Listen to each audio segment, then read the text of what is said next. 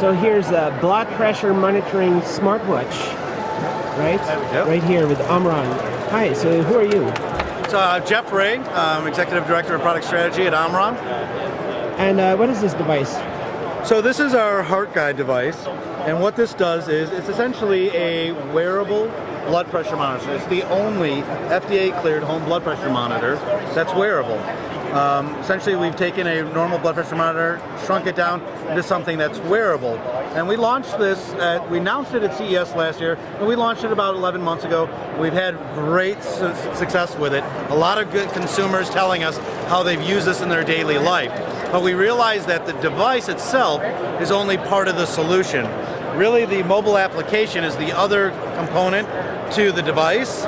So how does it do the blood pressuring? It actually expands in there? Yep, so inside here, there's actually a cuff that inflates. So it's just like what you would do at a doctor's office when you go in there and they put it on your upper arm. This actually pumps a air bladder up that's inside the cuff. And it takes the blood pressure just the same way that a normal blood pressure monitor would take it. And to take it on the wrist is just as good as taking on the arm? It is. So anytime anything goes through the FDA, they don't just make a distinction between an upper arm monitor or a wrist monitor.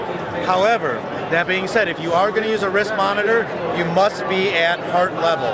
So put it on. When you press the start button, it's telling me to be at heart level. And so I'm going to place it at my heart.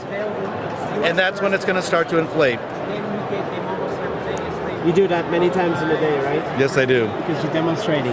Yes. But there's nothing unhealthy about doing it many times, right? As a matter of fact, the more you do it during the day, the more we can actually understand and help you understand your blood pressure. So how long does it take? It takes about 30 seconds. It might air out because I moved it because I thought it stopped. Yeah.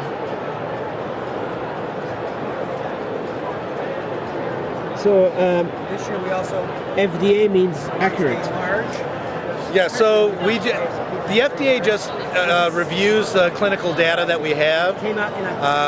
We do clinical studies, and we actually publish them, and they're peer reviewed by doctors, just to make sure that the clinical studies are performed correctly. And because I'm talking, this is going to be a really high number. All right. Well, my systolic's okay. My diastolic was a little high. So normally you should just be a little bit quiet for 30 seconds. Yeah, anytime you take your blood pressure, just because we made it wearable doesn't mean you don't follow the American Heart Association guidelines for taking blood pressure. You still want to be resting, sitting down, do not eat, smoke, drink for 30 minutes. So you still want to follow all those same guidelines. We're just making it more portable so you can take it anytime, anywhere. And not, for example, not speak too much while... What's that? Not speak too much while taking... Yeah, you should never talk too much which is a problem for me. No problem. But then right there, you said 11 months ago, but I did the first video with you 4 years ago. So well, that's when we started developing it. So what you're starting to see is that a lot of the wearable technology in health is now coming to the marketplace. We actually were ones that kind of started it. We started developing this 4 years ago, and that's when we introduced it. But then we had to go and do all those clinical studies that I told you about. And that takes a long time to do those clinical studies. And then it has to go through the FDA, which takes a long time. And then finally we were able to launch it, so last year, so that would have been the 3-year mark. And then now we've come up with a larger version. So pretty much millions of potential customers, no? Yeah, and really it's not about just getting somebody to use and buy our product. We're not in this to sell product, we're in this to help reduce and eliminate heart attacks and stroke.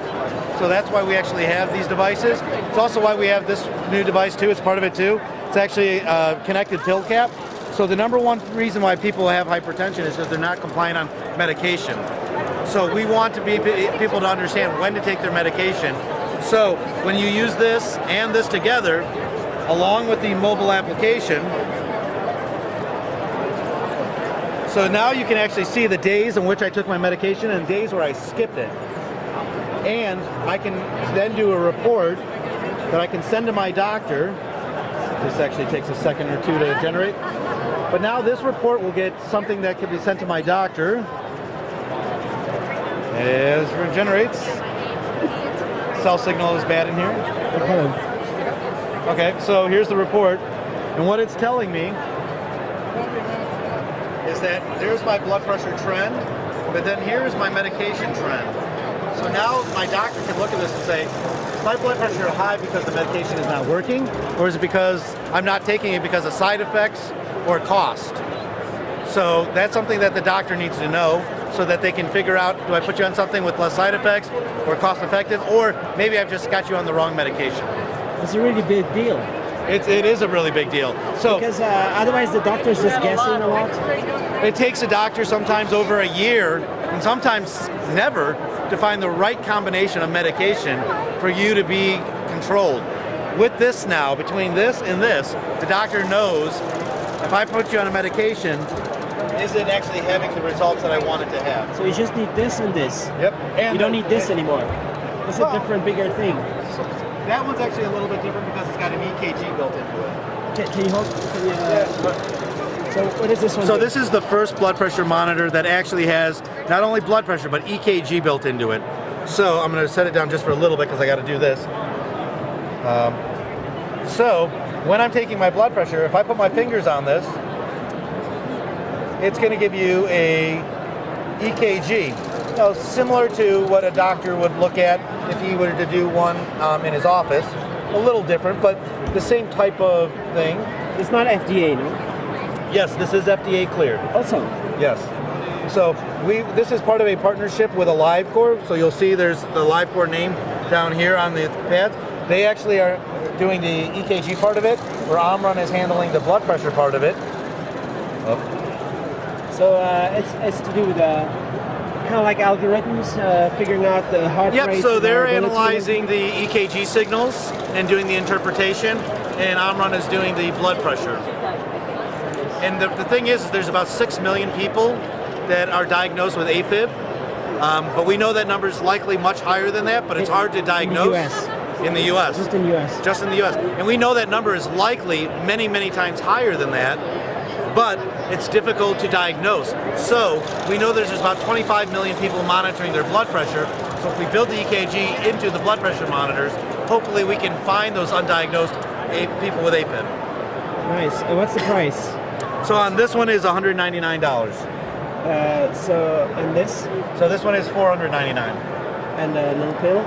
That one is part of when you buy a Heart Advisor or Heart Guide. That actually will be part of the premium package that comes with that. Shouldn't the insurance companies just give them for free to people or something? So the insurance company, a lot of times they are looking for evidence that it can reduce outcomes. And so actually Omron is right now in the midst of a number of studies to show not only the Heart Guide, but this is called the Omron Complete, and our other devices actually can have an impact.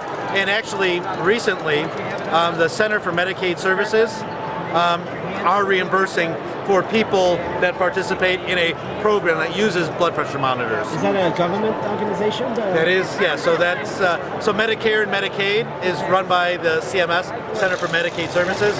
So they should just give them out.